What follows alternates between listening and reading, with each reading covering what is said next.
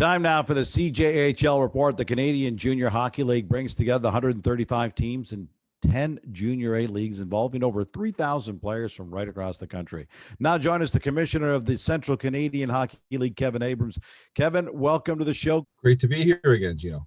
So, Kev, COVID-19 has caused leagues around the CJHL to start at different times. The CCHL has played the preseason games, but you haven't started the regular season yet.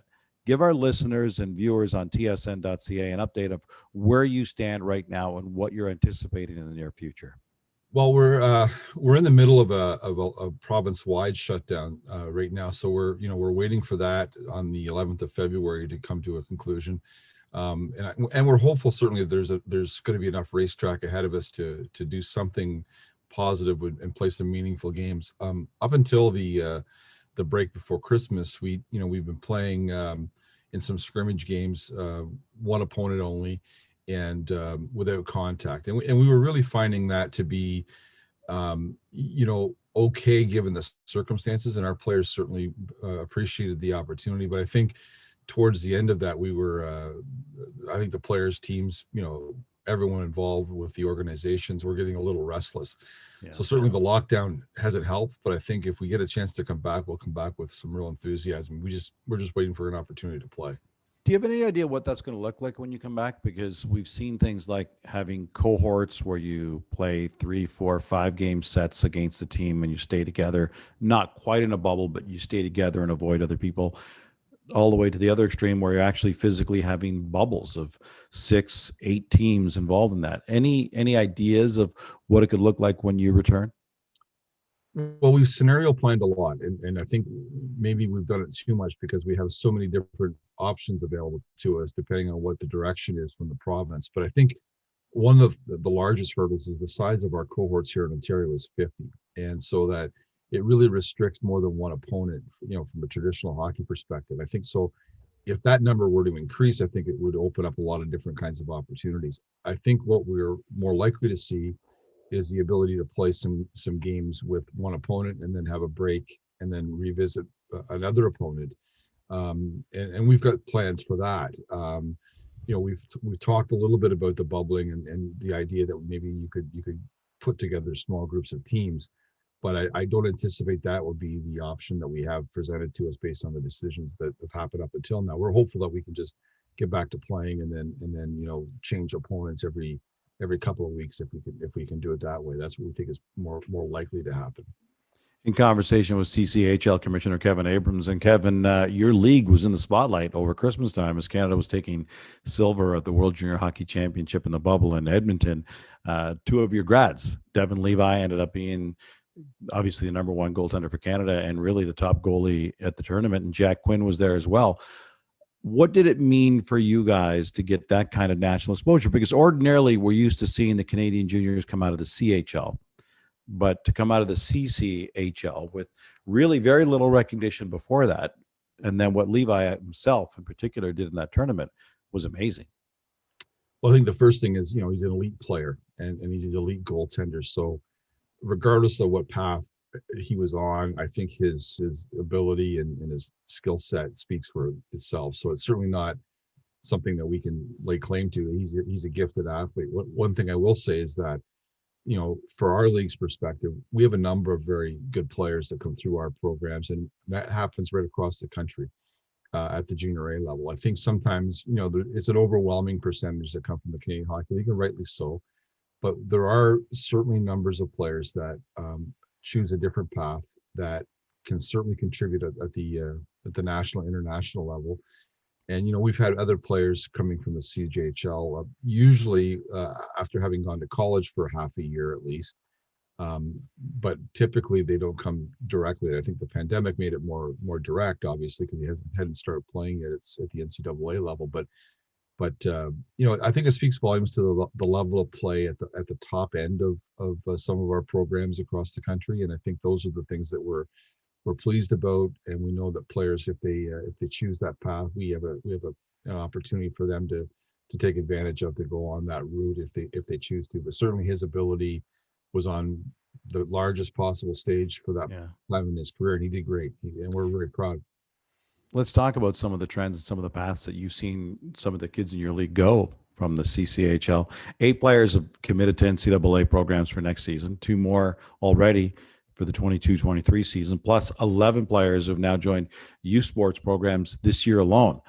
For those listening or watching on the podcast, what has made the CCHL such a great feeder system for various routes once they graduate out of your league? Well, I think we have a long history going back 60 years.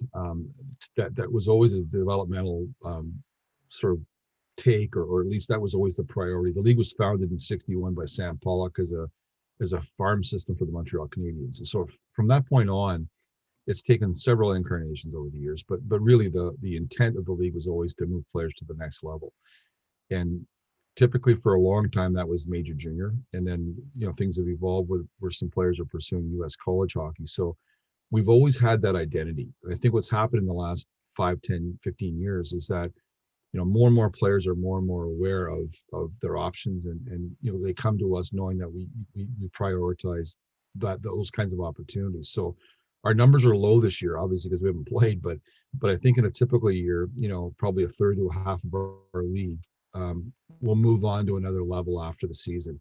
And I think that's really been our claim to fame, is that we embrace the NCAA at the Division I level, but also the Division III level. We've embraced youth sport hockey in Canada, which is a tough nut to crack for a kid from junior A hockey, and then of course the CHL. So there's lots of ways to get where you want to go, and we think that a lot of players need a year, sometimes longer, to have that extra bit of development. I think Jack Quinn's a great example of that. Is the other player that played at Team Canada this year, that played a year in our league, was the rookie of the year, had an outstanding season as a 16-year-old, and it really hasn't missed a step since. So those are things that everybody's got a different timetable, and not everybody's ready to play in the OHL or the Canadian Hockey League when they're 16. Some guys need another year, and then some guys need to be 18 or 19, like Levi is, and still a tremendous talent with a great future.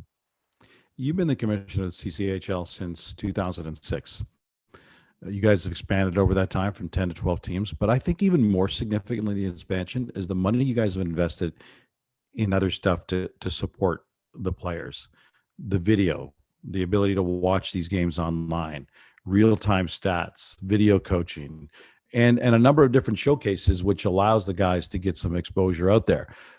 What's next? What's on the horizon? Where are you guys looking to invest time and effort moving forward? Well, we try to have a bit of a niche in that we like to be the first to try various things in terms of player promotion and technology. I think we've been 2-3 years now into full use of analytics, full video clippings of all the players and stuff that they can basically use in their own archives and their player profiles, but also that's distributed to schools, NHL, CHL teams. So we think the use of that kind of technology is really where we want to continue to really show some growth. Again, this year is a bit of an anomaly for everything, but I think going forward, our plan is to really focus on different ways to get our players seen in the non-traditional sense. I think fewer and fewer teams have budgets where everybody's going to games as often or scouting in person as often. They need to have some support. So we have, we invested a lot of money in high-tech cameras before anybody else really felt like it was important. We did that.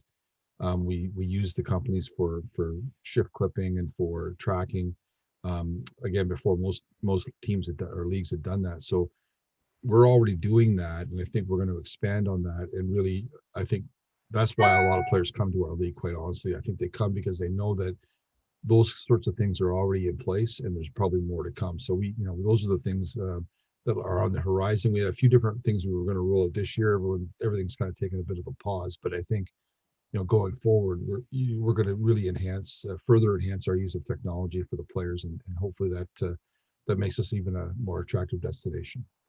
That kind of technology is expensive, but obviously it's effective. It worked for Devin Levi and Jack Quinn, and who knows how many more kids took full advantage of that to get their scholarship opportunities. Kevin, thanks for this. Congratulations on all you guys are doing. Stay safe and stay healthy, and we'll talk to you again down the road, my friend. Great. Thanks very much, Gino. That was Central Canadian Hockey League Commissioner Kevin Abrams. And that wraps up this week's CJHL Report, the Canadian Junior Hockey League. Your future is here. Coming up, How do Devin Levi and some other top goalies of the World Junior project to perform at the next level? Our director of scouting, Craig Button, is going to join us to talk about that next. You're listening to season 30 of 7-Eleven Junior Hockey Magazine. And don't forget, you can listen and subscribe to the complete podcast by checking out any of your favorite podcast platforms.